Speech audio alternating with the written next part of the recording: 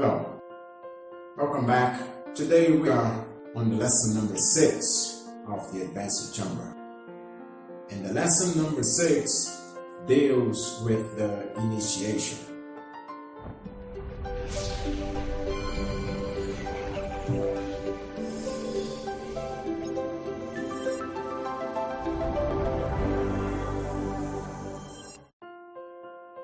So what is an initiation?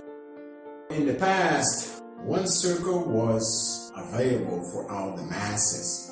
Everybody that started on a spiritual path would access this larger circle. But then there was an inner circle, which was more selective for those who really decided for a radical change in their lives. So this inner circle was for those who really decided to follow the way of what we call the edge of the sword, or the sword edge. Some of the schools of the physical world that say that they confer this or that initiation, unfortunately, is something that it is not recognized by the superior world, by the inner world. And why is that? Because the initiation is something very intimate. The initiation is of the soul. The initiation is not of the I, the myself, the ego.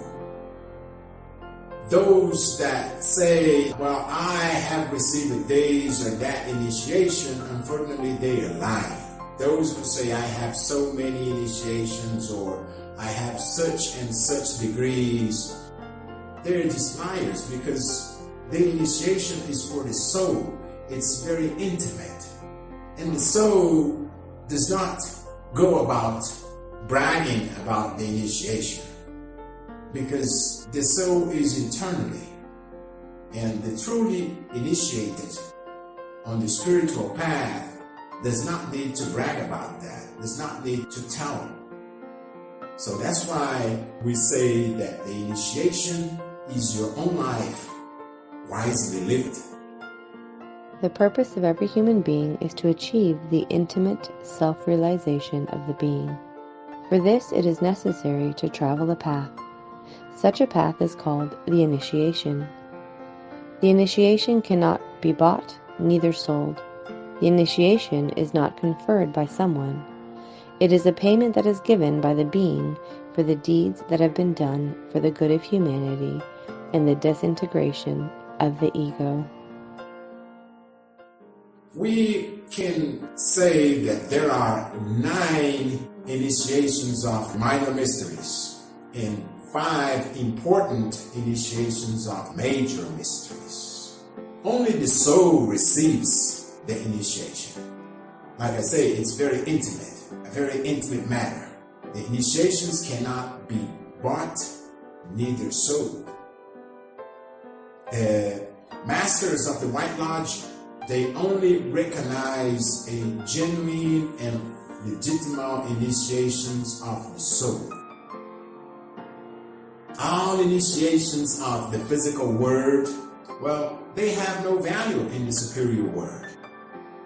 So in order to start the path of the initiation, we can say that the initiation starts on your own home, in your own environment, with your family.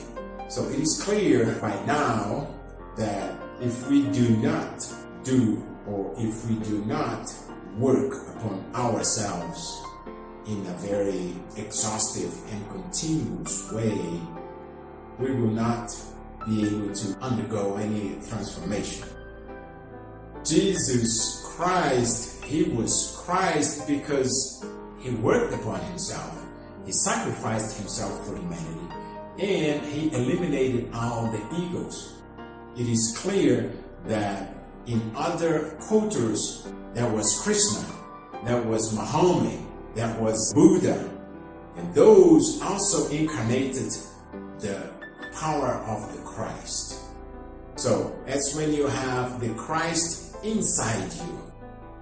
When we talk about the initiation, we are talking about incarnating the power of the Christ inside. So what we are saying here is that if you decided to follow the path of the initiation, you also can incarnate that power. Of course, it's not simple and it's not easy. We're not saying it's easy, but we are just saying it is possible. In order to start on the path of the initiation, we first have to go through a trial. And the first trial that we can talk about is the one referred to the guardian of the threshold. Threshold. When I talk about threshold, you're thinking, what is the threshold, right? The threshold is, of course, what do you imagine? A passage from this word to the eternal word. So, you need to trespass. You need to go through this threshold so you can start on your path of the initiation. And the guardian of that threshold is your first trial. Of course, the candidate must face the reflection of your sins. You have to invoke the guardian so that you can just enter the eternal word. And this guardian is nothing but the reflection of your ugliness, the living mirror of your evils. It has the ugliness of your own sins. So you have to face yourself. And then if you fail to these trials, you will then have this trial again. So you have to decide, in order to face the guardian of the threshold, you have to decide to be what you are and to change into something that it is different. You have to face your own fears. We hear many people saying, well, I am what I am and I am the way I am. Well, those who say that, who have these narratives, those are the ones that are not willing to change. Many are afraid of what people will say and what will happen. You are actually not the person you think you are. Your inner self is just inside you, waiting to express, but not through your false personality, not through your egos, not through your psychological defects, wrath, your gluttony, your envy, and so many of these defects that we possess, that we carry inside. Of course, we have to conquer the virtues of the soul. We have to let our inner self to express. So this trial takes place in the astral world. During your dreams, you're going to face yourself, your fears, your evils, the living mirror of your evils. When you are victorious, when you succeed the trial of the threshold, all of the masters of the White Lodge receive you as a child, because you have to be pure like the children are. You have to let your essence to express so you can be victorious, so you can succeed the trials. But most people, unfortunately, do not remember their dreams. So they wake up and they don't know what happened during the night.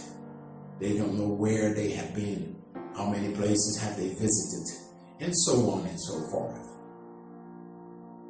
And then, of course, after this trial on the astral world, there is a representation of the same trial on the physical world. And what is that? How do you know you are under a trial? Well, we don't, but at the same time we do. Because whenever you decided to follow a spiritual path or the path of the initiation, well, there'll be many setbacks. There will be many obstacles that you have to overcome. And these obstacles, for example, they can be represented by a brother, a sister, a member of the family, or a colleague, that see that you were just being different, you were changing. Because when we change internally, we reflect that externally. And people that surround you, they will notice. They will realize that you are undergoing some changes, that you are becoming a better person, that your light is shining brighter. And then people try to discourage you. People try to tell you, well, this is not the right way, but they do not follow any way. They do not even know where to point you to. Whenever you decided for a spiritual life, that will be somebody who will tell you that you are not doing the right thing. However, the right thing is in our hearts. The right thing you will feel. You will know. So that's why when we say the path of the initiation is your life truly and wisely lived. But, like I said, the trial in the physical world will be a representation, for example, of a best job opportunity. Sometimes you are following your spiritual path and then a new job will come up. An opportunity to make more money, or an opportunity to move to change cities, or a marriage opportunity. I mean, in other words, many obstacles that will be presented in your life in which you have to decide. You will have to know which one to choose. And you will know. You will know. The first test that the candidate must face is the guardian of the threshold.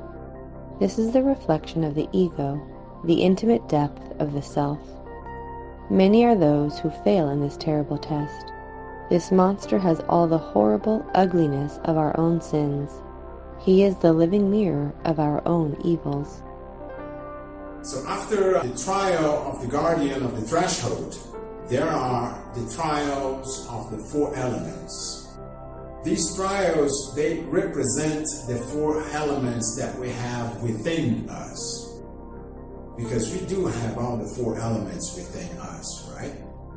So these four elements, they represent all the four bodies that we have. The physical body, the vital body, the astral body, and the mental body. In ancient Egypt, these four trials had to be courageously faced in the physical world. Now the candidates have to pass them in the suprasensitive worlds. Of course, the fire is to prove our serenity. The candidates will be wronged, insulted, persecuted. Many are those who will react violently. So it is important that we practice our conscious patience, our serenity. He who does not know how to be serene cannot pass the fire test, because the disciple during that test sees himself persecuted, insulted, and sacrificed to the maximum. And it is logical that if the disciple gets carried away with anger, he will react violently against his enemies, and the result of this will be the failure of the test. Let's talk about the air. Those who despair because they lose something or someone. Like, for example, when you fear poverty, or when you are not willing to lose what you love, or you are not willing to be under the adversities of life. Those, they fail. They feel as if they are falling and falling and falling constantly. Those who despair at the loss of something or someone, those who fear poverty, those who are not willing to lose what is dearest to them, fail in the test of air. It is logical that an individual who is still carried away by despair in the face of an economic failure or of any other nature will fail before the air test, will tremble with horror, seeing himself thrown at the bottom of an abyss. Moving to the next element, water. Those who do not know how to adapt under different circumstances, you were thrown into the ocean of life. Those who succumb, who were not willing to struggle, and they prefer to die, unfortunately they fail the trial of water. In order to succeed in this trial, you have to be willing to adapt, to live among the poor. So you have to be willing to conquer and to reconquer everything no matter what. Because if you did not lose your life yet, that means you can rebuild it. You can start from scratch. We all can. But it is a decision that you have to make. The water element also represents our sexual waters. And we can fornicate with our minds, we can fornicate with our thoughts, we can fornicate with our eyes. Psychologically, the element water correlates with our capacity to adapt to circumstances, to be rich or poor, glorious or humble, without choosing to just give up. Being adaptable and able to change within situations balances our inner water element. Okay, so now we are going to talk about the trial of the earth. The earth is represented in us in a matter of taking advantage of the adversities. Because the worst adversities, they can bring the best opportunities. We have to learn how to smile. We have to accept whatever happens as part of the initiation process. Especially the bad situations. Because of course, when we are under a good circumstance, we barely appreciate. Most of the time, there is a tendency that we complain. So, those who succumb before the adversities of the existence, usually they fail to pass this trial. We have to learn to take advantage of the worst adversities. The worst adversities give us the best opportunities. We must learn to smile in the face of adversity. That is the law.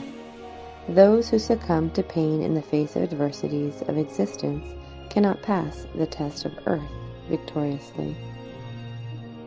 After succeeding in the trials of the four elements, we then start on the 9 initiations of minor mysteries. Well, the 9 initiation of minor mysteries represent like a repetition of the 4 elements that we have discussed right now.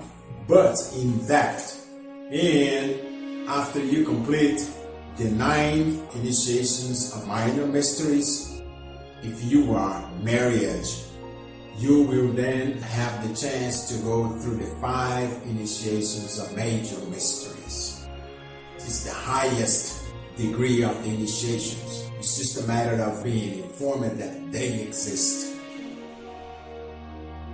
So, appreciate your attention. Thank you very much for listening to us, and I see you next time.